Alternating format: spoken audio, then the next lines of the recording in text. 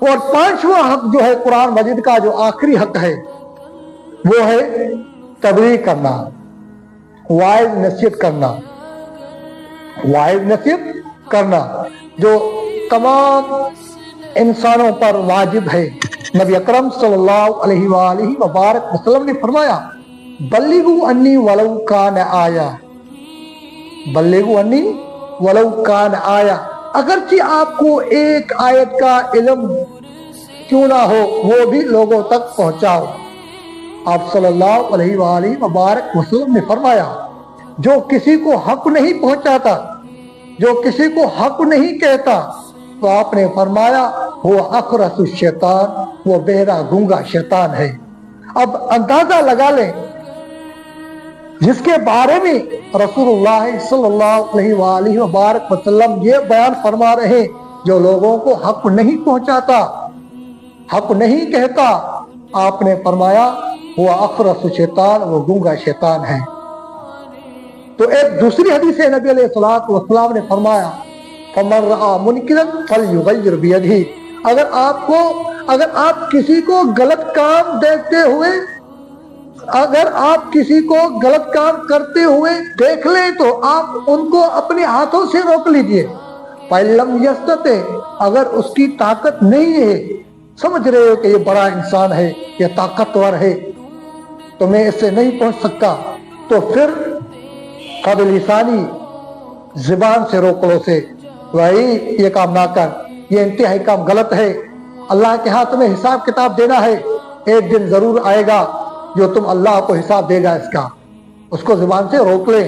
فَإِن لَّمْ يَسْتَطِع، اگر اس کی بھی طاقت نہیں ہے تو پھر وَبِقَلْبِهِ ذَلِكَ ضَعْفُ الْإِيمَانِ، دل میں اسے برا سمجھ لو، یہ کمزور میں کمزور ایمان ہے۔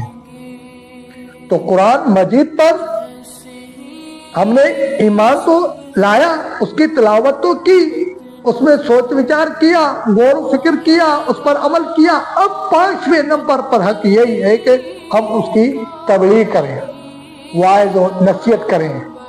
اس لیے اللہ جل جلالہ نے قرآن مجید میں فرمایا ہے ان کنتم خیر امۃ اخرجت للناس تأمرون بالمعروف وتنہون عن المنکر، تم بہترین امت ہو، تمہیں اسی لیے نکالا گیا ہے کہ تاکہ تم لوگوں کو، تم بہترین امت ہو، تمہیں اس لیے نکالا گیا کہ تم لوگوں کو نیکی کا حکم دو اور برائیوں سے روک لو۔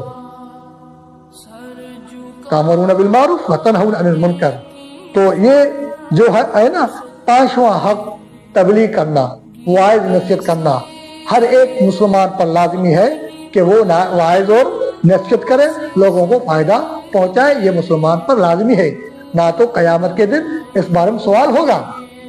جیسا کہ احادیث مبارک میں ایک واقعہ بھی ملتا ہے، اللہ جل جلالہ نے جبریل سے کہا جبریل اس گاؤں کو تباہ کر دو، اور جب جبریل اس گاؤں میں گئے تو ایک بزرگ بیٹھا ہوا تھا جو عبادت میں مشغول تھا، بڑا عبادت گزار تھا۔ جبریل نے دیکھ کر اللہ سے کہا یا اللہ اس گاؤں میں تو اتنا ایک بڑا بزرگ ہے، اللہ والا ہے جو تیری بندگی کرتا ہے، اس نے کوئی گناہ کیا ہی نہیں ہے۔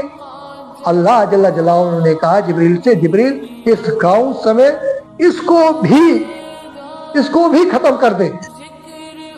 وجہ پوچھی گئی تو اللہ نے فرمایا کہ یہ وہ شخص ہے جو اس کو میرے نام پر کبھی غیرت نہ آئی، کبھی کس کو حق نہیں کہا۔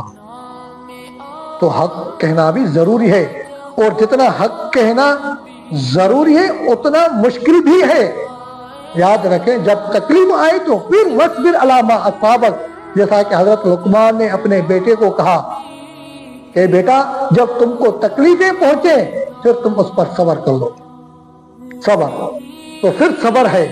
تو میرے عزیز دوستو، تو قرآن مجید کے جو حقوق ہیں وہ 5 حقوق ہیں، ہر ایک مسلمان پر لازمی ہے کہ ان حقوقوں کو یاد کر لے۔ سب سے پہلے ایمان لانا، اس کے بعد تلاوت کرنا، پھر تیسرے نمبر پر تدبر فی القرآن، قرآن میں غور و فکر کرنا، اور چوتھے نمبر پر ہے عمل کرنا، اور 5ویں نمبر پر ہے تبلیغ کرنا، واعظ نصیحت کرنا۔ جیسا کہ آپ دوستوں کو پتہ ہے ہمارے ہاں سندھ میں تو شہر سکھر، ادھر صحابہ کرام رضوان اللہ تعالیٰ اجمعین کی قبریں ہیں، مزاریں ہیں، تو किस वजह से मज़ार हैं? क्या ये घूमने आए थे, चक्कर लगाने आए थे, शेर व तफरी के हवाले आए थे? नहीं, ये बिल्कुल कुरान की दावत लेकर आए थे, तबलीग से आए थे, तबलीग से आए थे, लोगों को फायदा पहुंचाने के लिए। नबी अलैहिस्सलातु वस्सलाम का फरमान मुबारक है, अल उलमा वरसतुल अंबिया, उलमा वारिसे ही अंबिया के। जिस तरह हो सके आप लोगों को तबलीग वाइज नसीहत करें, जिस चीज से मुमकिन हो सके आप उनको वाइज नसीहत कर लें। तो ये कुरान मजीद के 5वां हक है, तबलीग करना। अल्लाह ताला से दुआ है कि अल्लाह ताला तुम्हारा और मेरा हामी नासिर हो। व आखिर दावाना अल्हम्दुलिल्लाहि रब्बिल आलमीन।